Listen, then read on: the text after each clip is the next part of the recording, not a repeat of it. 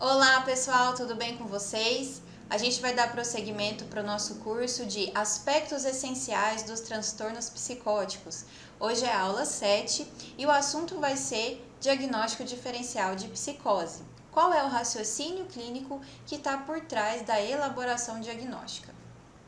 Primeiro, a gente precisa pensar em duas coisas quando a gente está diante de um paciente com alteração de comportamento e sintomas psicóticos. A gente precisa pensar se aquela alteração é secundária a alguma outra condição médica ou uso de substâncias psicoativas, uso de medicação, ou se aquela condição que o paciente está apresentando é uma condição psiquiátrica primária, idiopática, ou seja, que a gente não conhece a causa. Os transtornos psiquiátricos secundários, a gente conhece melhor a causa. Existe um fator causal mais claro. Então, por exemplo, o uso de maconha precipita um surto psicótico.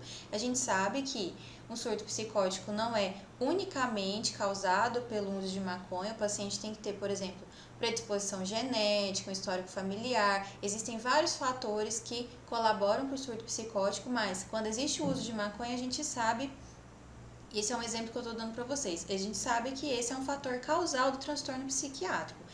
Já alguns pacientes não apresentam nenhum fator causal claro, um fator precipitante. Para esses pacientes, a gente dá o nome, do diagnóstico de transtorno psiquiátrico primário ou idiopático. Eu vou falar para vocês por que isso é importante. Mais para frente, a gente vai retomar um pouco o conceito de psicose. A gente deu essa aula já para vocês, eu falei de cada sintoma psicótico, delírio, alucinação, e eu vou retomar brevemente para a gente não perder o fio da meada. Psicose é uma síndrome clínica caracterizada pela presença de delírios, que são alteração do conteúdo do pensamento. O paciente apresenta uma crença não compartilhada, uma crença irreal que não cede à argumentação lógica. Então, por exemplo, ele acredita que a NASA está perseguindo ele, mesmo sem ter evidência e sem a possibilidade da NASA realmente estar perseguindo ele. Além disso, o paciente que apresenta psicose pode apresentar alucinações, que são alterações na sensopercepção. Então, na alucinação precisa estar envolvido algum órgão do sentido: audição, visão, olfato, paladar, tato. Então, por exemplo, uma alucinação auditiva é a presença de uma sensação. Então, o paciente escuta vozes mesmo não tendo um estímulo externo para aquilo. Além desses dois sintomas, o paciente pode apresentar também a desorganização do pensamento e ou do comportamento. Desorganização do pensamento é uma alteração na forma do pensamento, ele fica incoerente, não dá para entender, é um pensamento sem sentido. E comportamento também é um comportamento bizarro, sem sentido, como tomar banho, todo vestido, jogar comida para cima, andar pelado na rua. Isso seria um comportamento desorganizado. Eu dei alguns exemplos para vocês também nas aulas anteriores. Esse fluxograma, não assustem, a gente vai falar pormenorizado, passo a passo, como que a gente deve pensar. Mas é para vocês terem uma ideia, um panorama do que a gente tem que pensar quando a gente se depara com um paciente em psicose. Então, o diagnóstico não é simples, nem todo paciente psicótico tem esquizofrenia, certo? E aí a gente vai aprender como que a gente deve discernir e diferenciar cada caso. Então, primeiro de tudo, quando a gente se apresenta para o paciente com sintomas psicóticos, aqui está do lado esquerdo, acompanha a setinha. Nosso pensamento abre dois caminhos: ou aquilo é um transtorno psiquiátrico primário, ou um transtorno psiquiátrico secundário. Agora a gente vai focar no transtorno psiquiátrico secundário, porque essa deve ser o nosso principal foco inicial de investigação. Se o paciente apresenta uso de substância psicoativa, uso de medicação ou outras condições médicas, a gente precisa ver se a psicose está relacionada àquilo ou não. Por que isso é importante, pessoal? Porque isso muda o diagnóstico, o tratamento e o prognóstico. Então, cada paciente, dependendo do diagnóstico, vai ter um tratamento diferente. Então, nem todo psicótico tem um tratamento igual um ao outro, certo? A gente não pode deixar passar um diagnóstico importante, como por exemplo, neurosífilis, encefalopatia de Hashimoto, olha, acompanha a setinha. Lúpus eritematoso sistêmico, encefalites, existem inúmeras condições médicas gerais, condições genéticas, neurológicas, autoimune, reumatológicas, que podem causar psicose. Se a gente não fizer o diagnóstico, o paciente paga um preço muito alto. Eu vou ensinar para vocês qual é o passo a passo disso. Simplificando, o paciente está psicótico, apresenta delírio, alucinação, desorganização do pensamento e do comportamento. Precisamos saber se ele fez uso de substância psicoativa, se está em abstinência ou intoxicação, se tem uso de medicação recente ou outras condições médicas que podem cursar com sintomas psicóticos. Não tendo isso, a gente parte para o raciocínio dos transtornos psicóticos primários, entenderam? Aí a gente questiona transtornos de humor ou do espectro da esquizofrenia. Então vamos lá. Primeiro passo. Tem psicose? Sim, tem psicose. O paciente está lá no seu plantão, tá com sintomas psicóticos, delirando, a família levou ele para você. O que você vai fazer? Primeiro, você vai excluir condições médicas gerais.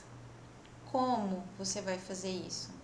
A anamnese bem feita, pergunta bastante sobre os sintomas do paciente, os antecedentes pessoais, que doença, que comorbidade ele tem, que doença ele trata. Faz um extenso interrogatório de diversos aparelhos, né? Esse é o nome que a gente dá quando a gente pergunta de todos os aparelhos do organismo, de todos os sistemas, se o paciente apresenta algum sintoma, alguma alteração recente. Faz o exame físico, existem alguns sinais no exame físico que podem indicar condição neurológica que cursa com sintomas psicóticos. E por último, os exames complementares que nos ajudam. Por que o exame complementar ajuda? Porque às vezes o paciente psicótico não vai conseguir te informar tudo que você precisa saber, concorda? Às vezes ele está delirando e está ali na produção delirante dele e não está nem fazendo contato com você. Às vezes não tem família também do paciente para te ajudar. E por isso a gente precisa coletar alguns exames. O que chama atenção para um transtorno psicótico secundário à condição médica? Uma idade de início tardia, principalmente a partir dos 40 anos. Sintomas atípicos psiquiátricos, por exemplo, alucinação olfativa, tátil, visual, gustativa, porque as mais comuns no transtorno psiquiátrico primário são as alucinações auditivas. Sintomas físicos concomitantes com o aparecimento da psicose ou imediatamente antes, que aparecem imediatamente antes da psicose, ou aparecem junto com a psicose, isso também chama atenção. Febre, alguma alteração motora, má resposta ao tratamento.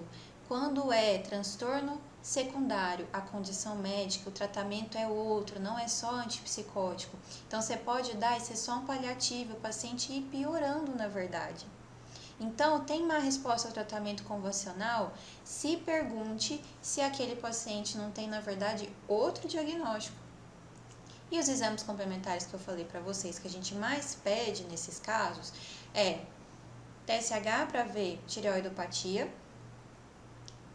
triagem de sífilis, que é o VDRL, ELISA anti-HIV, o FAN, que é um fator antinuclear que faz uma triagem de doenças reumatológicas, principalmente lúpus. Exames gerais, a gente precisa saber qual é a condição geral de saúde desse paciente. Hemograma, glicemia de jejum, lipidograma, função renal, hepática, tudo isso por dois motivos. Existem condições, estados urêmicos, né, de uremia alta, que podem cursar com sintomas psicóticos. E também, se você está suspeitando, por exemplo, de uma psicose lúpica, existem alguns critérios diagnósticos que precisam desses exames laboratoriais, como alteração de plaqueta e de hemoglobina.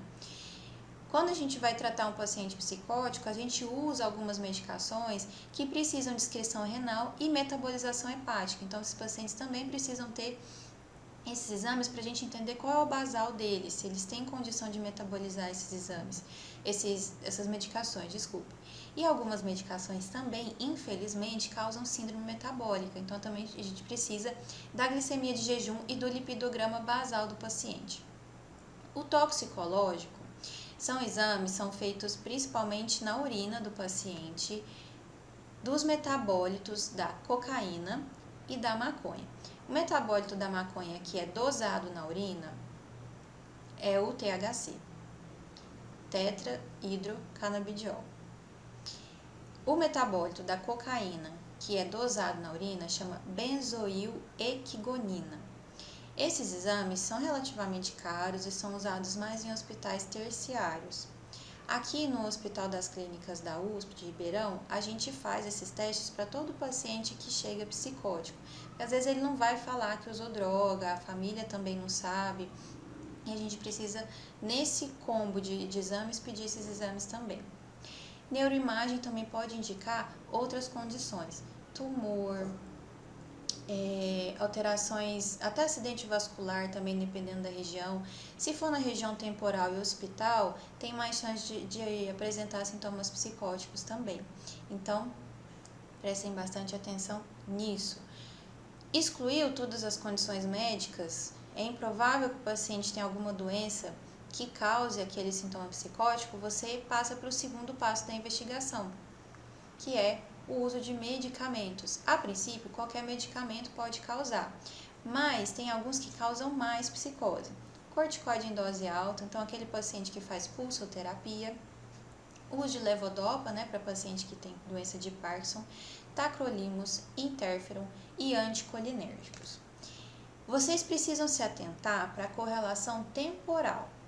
A medicação tem que estar perto da psicose, principalmente durante um mês. Então, se o paciente fez uma pulsoterapia e dentro de um mês ele apresentou sintomas psicóticos, provavelmente aquele sintoma psicótico é secundário ao uso do corticoide em dose alta, tá?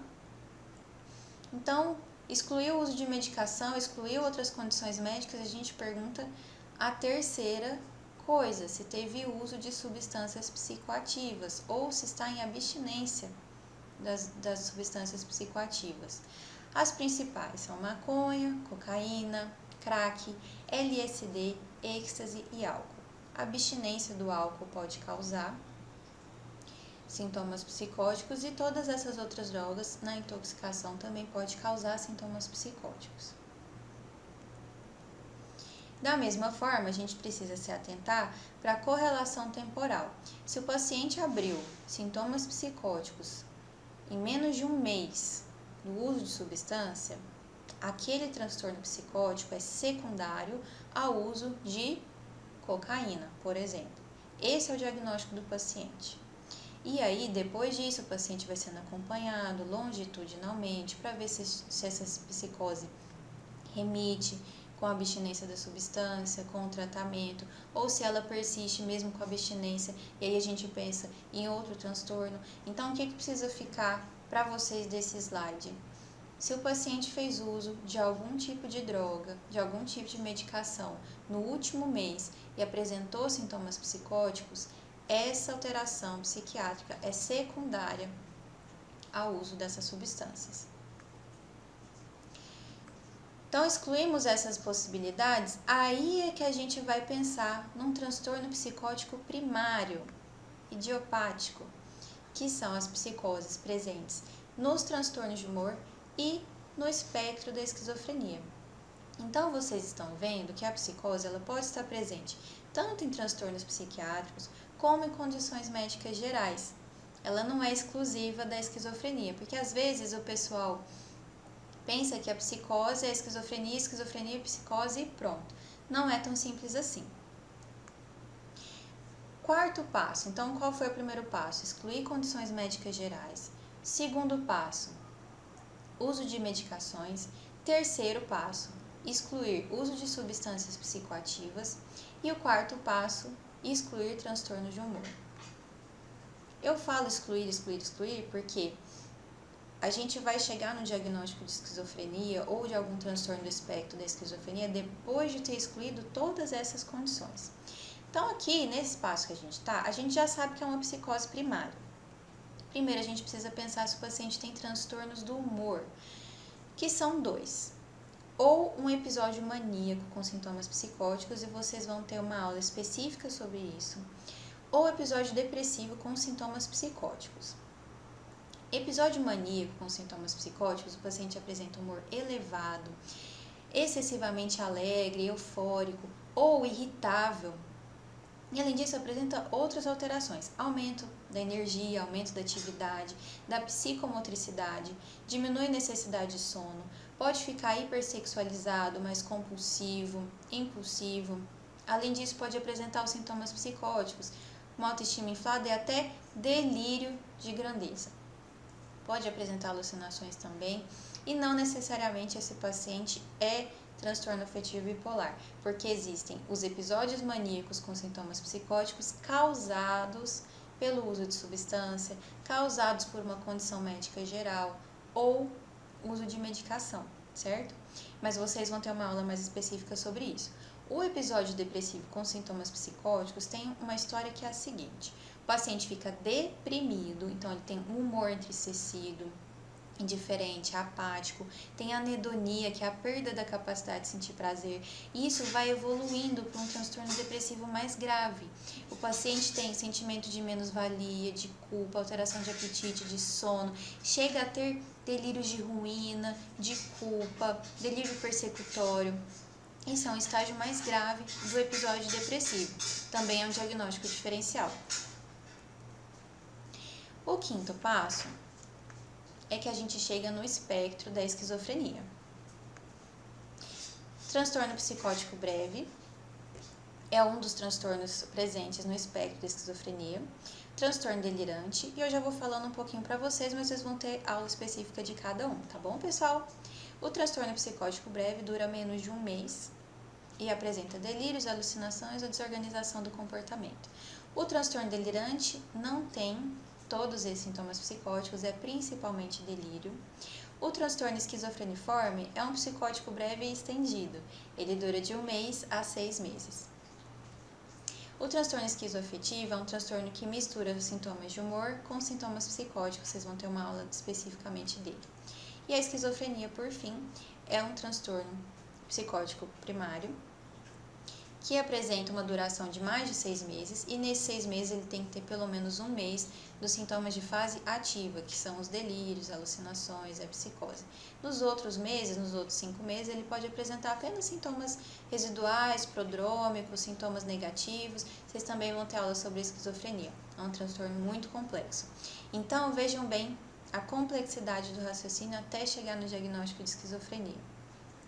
Muito obrigada pela atenção de vocês, foi um prazer estar com vocês nesse momento. Deixo aí 2 contatos meus, caso vocês queiram tirar alguma dúvida, esse é meu e-mail. Tem meu Instagram também, onde eu coloco algumas informações relevantes sobre saúde mental. Um abraço para vocês!